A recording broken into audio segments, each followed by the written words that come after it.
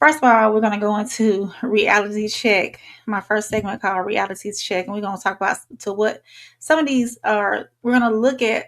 I found a compilation of videos of what some of these teachers are experiencing in the schools with these kids these days.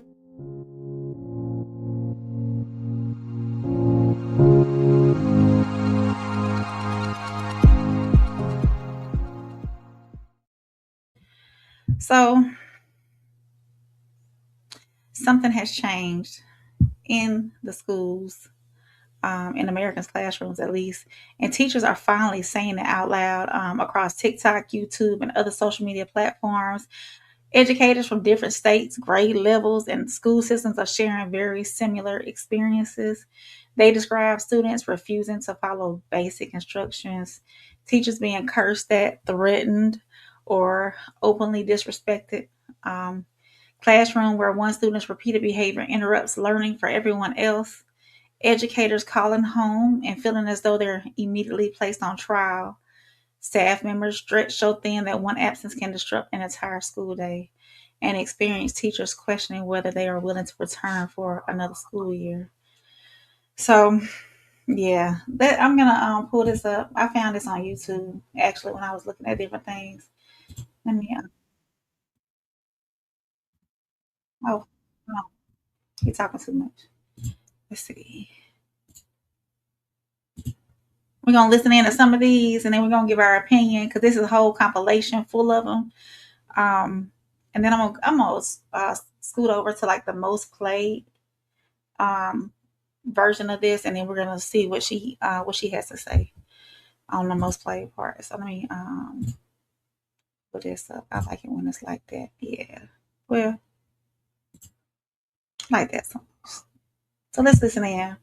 Just dread coming to work because I'm about to be a babysitter for the day. Like at my Yeah. last school, a student full blown hit me. And the very next day, I got an email from my principal talking about what I could have done better. And not only that, I was forced to call the parents and apologize for the child's behavior. And then I just altogether stopped calling parents because whenever I would call parents, they would say, oh, just move their seat. All of these good teachers are leaving the profession because they're tired of coming to work and being a child wrangler. They're tired of coming to work and they're tired of being a babysitter, a therapist, and no learning is being done. But then when it's time for these reports and time for these numbers to pop up, they're being looked at as fraudulent because there's no growth in the classroom. Literally, my mental health is so bad when I come to work. It's me up at 4 a.m. in the morning, tossing and turning, not able to detach from work because I'm so miserable going in because I have to deal with these issues that I'm getting no support on.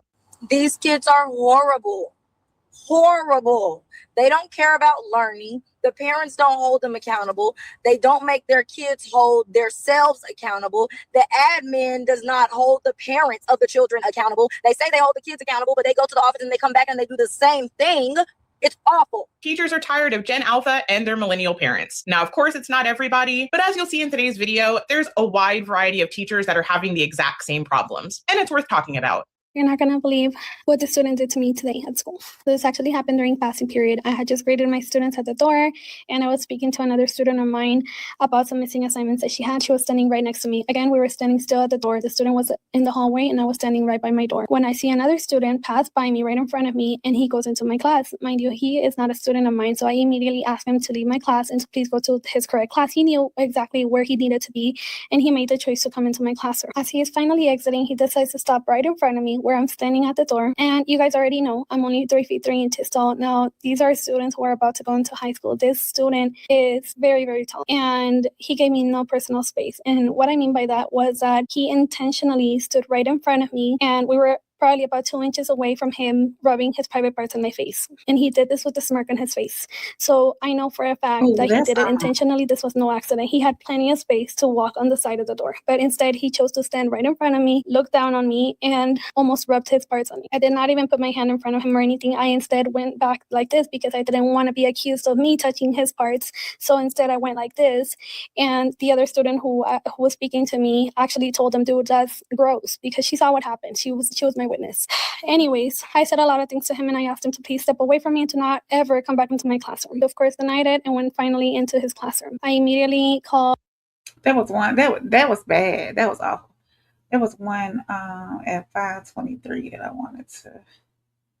There she is. The pattern I have noticed throughout my teaching career, it's not talked about enough. As a teacher, there is one thing that signals to me whether or not your child is going to be a behavior problem in my class for the entire year. It's not race, it's not gender, it's not religion, it's not their home life, whether or not they're in foster care, if they come from a split home, it's none of those things. All children at some point in time make dumb decisions. That's just part of life and part of growing up. But if every single time your child is getting in trouble, you are immediately jumping to their defense without question, verbally attacking the teacher, the principal, whoever, and refusing to hold them accountable for any reason whatsoever, you are setting your child up for a lifetime of disappointment, failure, and a whole lot of confusion. And of course, this type of behavior makes it really difficult on your child's teacher and everybody else in her classroom, but that's not even what I'm talking about. What I'm trying to tell you is that you are hurting your child by not making them take any responsibility, holding them accountable for nothing. If that goal of creating a good person is not mutual between the teacher and the parent of the child, there's only so much teachers can do. Learning how to be a good person, it has to happen at home. Today I did something as a teacher that I told myself I was never going to do. And I really think that like only teachers will understand, because like this sounds so bad when I say it, but like I don't know what else to do in these situations. And I hate to be that person, but when I was in high school, 2015, 2019, I do not remember a singular class I was ever in where kids did this to the teacher. And I'm not kidding. Like today I'm just now realizing, I'm like, this isn't.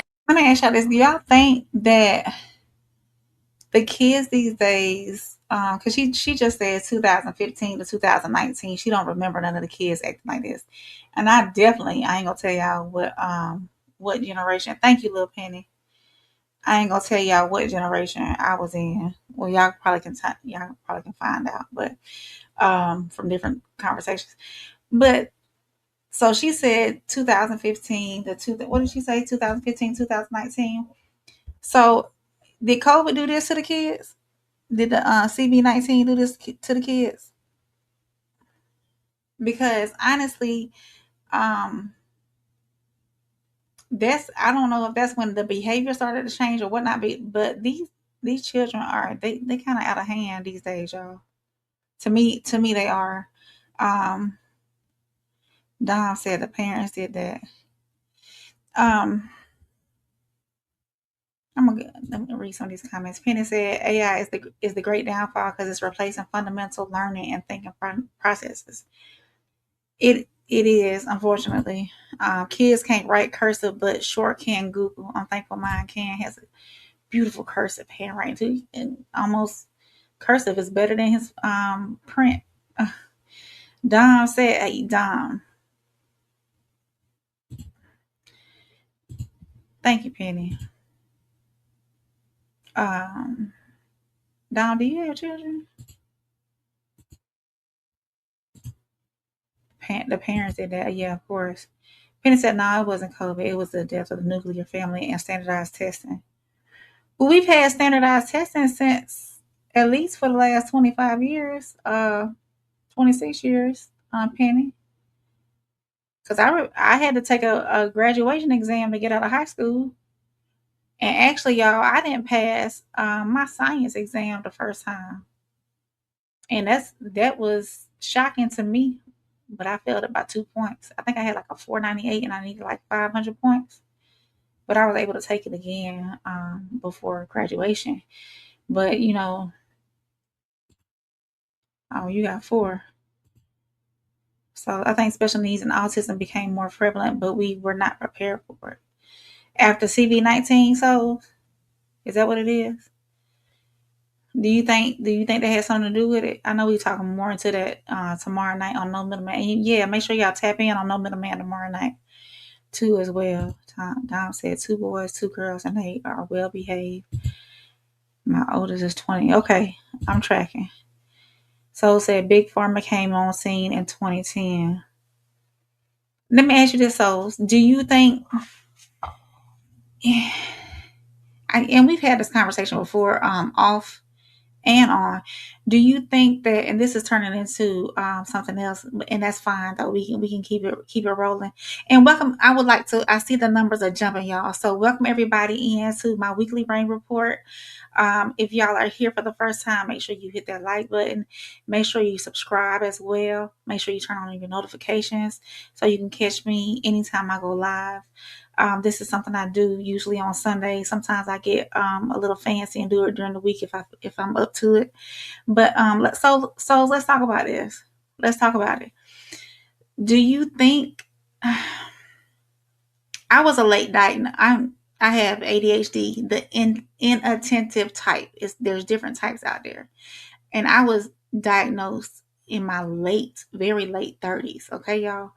So, if I recall correctly, during my elementary years and during my school age years, I managed it, I think, myself, because I was one of those kids who wanted to go ahead and get done with my work. I was one of those kids who wanted great grades. I was one of those kids who enjoyed learning. So I think I self-managed okay without being like formally diagnosed. So I kind of flew up under the radar.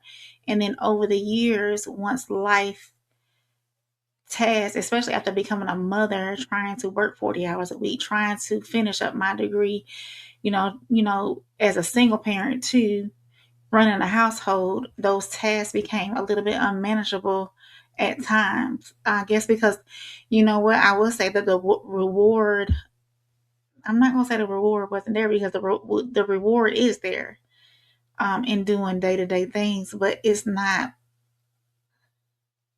and it still can be accomplished, but it's not. The reward is different. Is it gratification? Is different with completing tasks as you get older, I would say. Do you think that do you think that the reason why we need to have this conversation. We need to keep this. She said 2015. She said 2015 to 2019.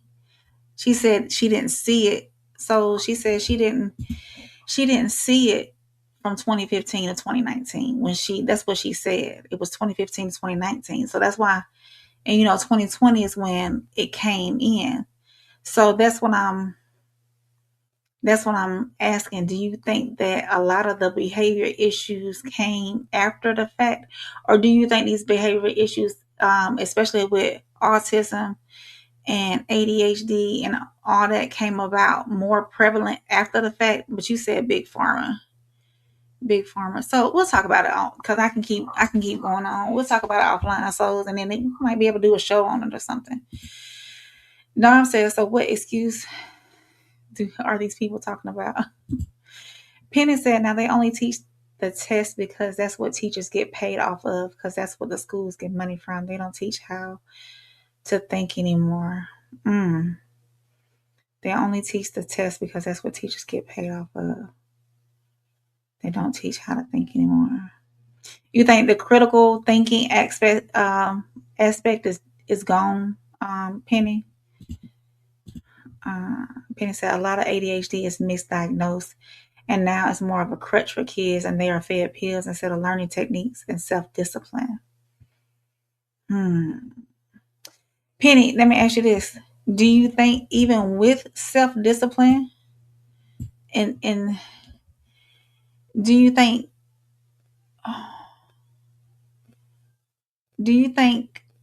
learning techniques and self-discipline, do you think they've dang, I lost thought now. And they are fed pills instead of learning techniques and self-discipline. Dang, so we talked about this on No Middleman. We talked about this on No Middleman. I think that some ADHD issues that are diagnosed could be because of parents not disciplining correctly. But I do believe that there's some kids who genuinely have ADHD, and it's not more of a behavior discipline type problem. If that's what you trying to say. Penny said, just like behavior disorder students for Black and brown kids. So said the standard for teachers have lowered to more certificate teachers than degrees. I agree with that. So said, okay, stay on topic. No, so it's not that. I just didn't want to. I didn't want to lean into it too hard, because that can be a full conversation specifically for that. We need to talk about that. So Mira said, I do herbal medicine for my son's ADHD and explosive bipolar disorder. Muriel, get with me on the inbox. Let me know what you do. Penny said it was gone when I taught high school. Oh, Penny, you taught high school? What years did you teach high school? What did you experience the kids that we have today? The young? She said, especially in Texas, they teach for the students to pass the STAR test only. I know they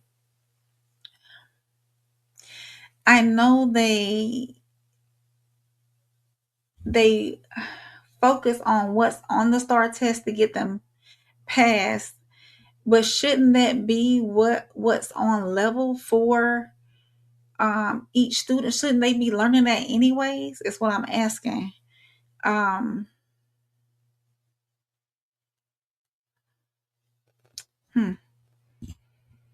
Lawrence, me too's B5. All I do, little Lawrence, me too. Still think about you. Stay. Thank you for being here. I'm not for certain if I understand your comment. Hit the like button though, please, while you're here. I appreciate you coming in. Penny said correct, but you can use learning techniques and time over pills to solve the problem.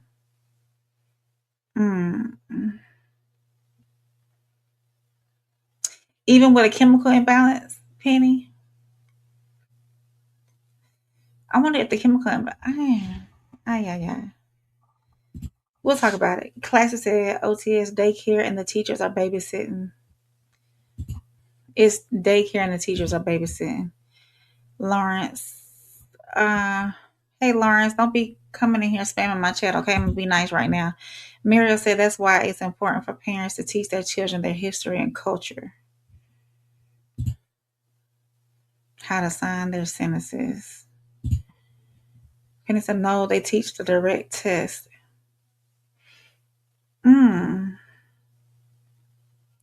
I know.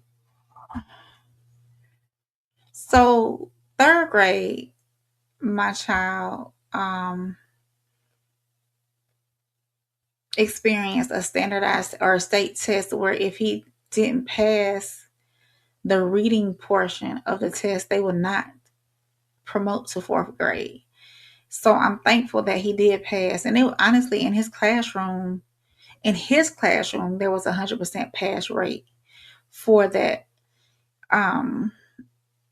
There were several students though that did not pass to be promoted to the 4th grade.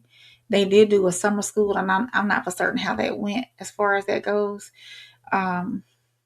But a lot, I have been hearing that a lot of these, a lot of children, they can't, and we've seen it on these social media pages where, this guy walks up to this person and tells them to read this card, and they can't even. Now, I can't pronounce a lot of words, okay, but the words on these cards I can pronounce, and some of them aren't even trying to pronounce them, nor do they know what they mean. I would know what they mean. I do know. Well, the ones that I've run across, I do know what they mean. But our children not being able to read and write by the 7th grade, they should be doing this in 2nd and 3rd grade. Fortunately, my child, I didn't even teach him how to read. He taught himself. And he was reading full books by kindergarten. So that my situation is a different situation. But these parents, they should, and I know some of these parents probably don't have the education that's needed to help teach their child either. So hopefully wherever they are, they will have resources where they can send their child for extra help and tutors to get extra help, especially with these city schools and whatnot. Classes said they teach majority false history or completely omit history. They story teach in real handwriting. They teach lackluster math techniques, and they have tell physical education. I will say, this new math that they're teaching, I showed my baby at home how to do it my way, how to do it the way to borrow. I'm gonna go over here and borrow from this number. I had to show him that because the way they were doing this math, I didn't understand it. My thing is, it's worked for all these years. Why are y'all doing it differently? It worked for 20, 30, 100 years, however long they've been teaching math. Why have y'all changed it to confuse these children? I got to go borrow from this number over here so I can subtract from this number over here. He said, Mommy, you do it so easy. I said, I know,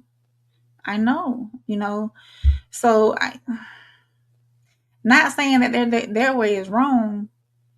Yeah, you getting the same answer, but yet and still. Classy said the lunchroom is full of processed food. I agree. Classy said they playing in everybody's face and we buy the BS daily. Miles said, weird how kids can focus on these phones but need drugs to pay attention. Tell me about it. Dom said, I was born here, raised in the islands. Kids get out of line. The principal will straighten you up. Kids out here is spoiled. I remember being in civics class my freshman year. I had a coach for my civics teacher. He was taking them boys outside the door. Now, they say that he was taking that meter stick and hitting the wall with it. But he would get them outside the door, and this was 90s. So, and I remember them kids going to the principal office and getting their tail tore up too. Penny said, no, with the chemical imbalance you use pills, but that's the 5%, not the 95%. Oh, okay, Penny. He said he taught 2010. What did you teach? What did you teach high school? Did you say what you taught? Did you teach high school? What subjects did you teach if you taught high school? Penny said teacher bonus structures were based on kids passing. Lawrence, if you come in here and spam my chat, you're going to get banned, baby. Mrs. V is in the chat. She said, good evening, Rain and chat. Don said, before my dad dropped me off at school, his last words were listen to your teacher.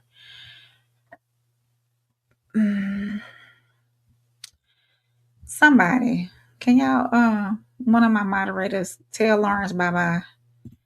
I mean, I appreciate the comments and the view, but Dom said parents these days rather be a friend than a parent. Social media is raising these while parents live in life. Penny said kids in a lot of schools can't read word problems in 9th grade, especially with What is ESL, Penny? English Standard Language? Is that what that is?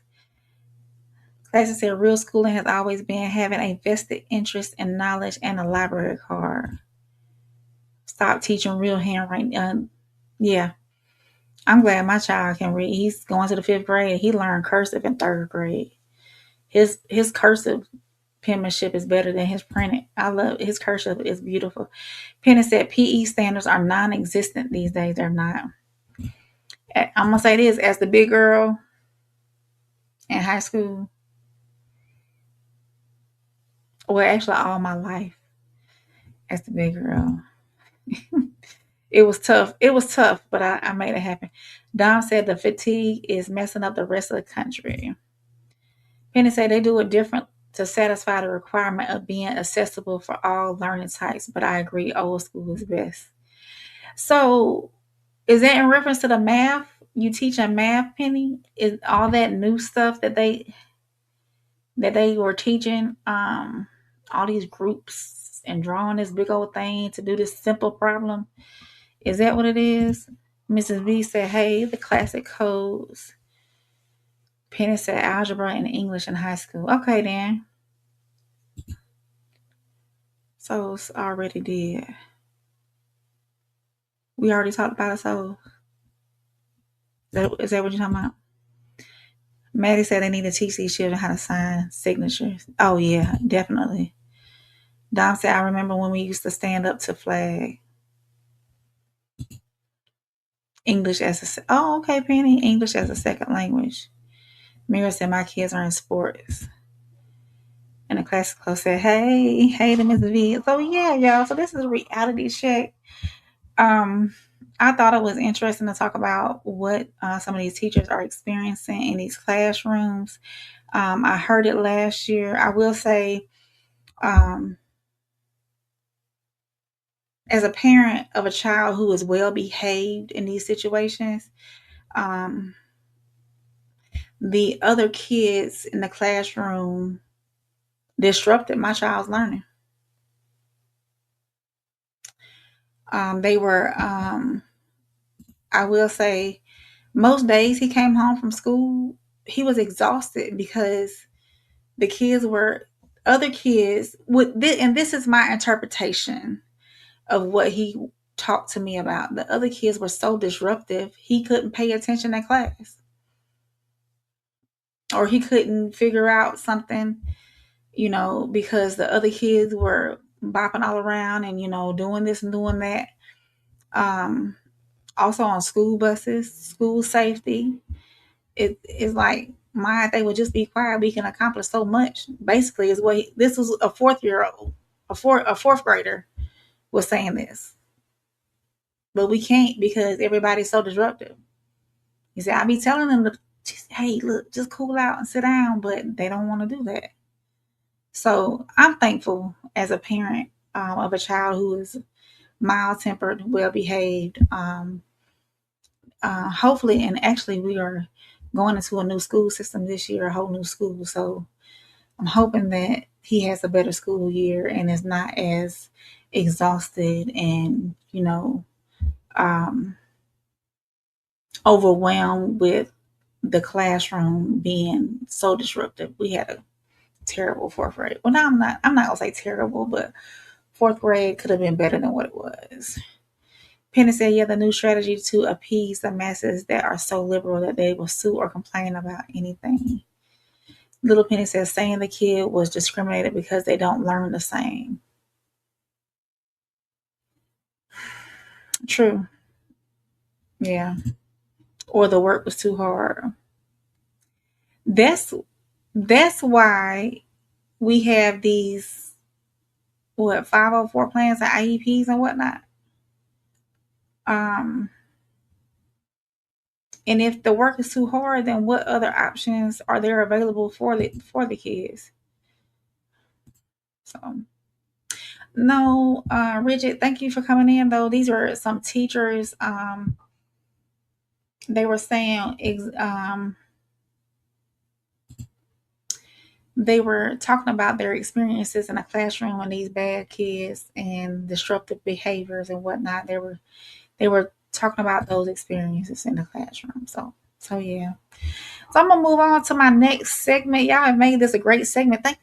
I'm thankful for everybody in the chat for talking to me. We talked all that out. I love it. I love it when y'all talk to me.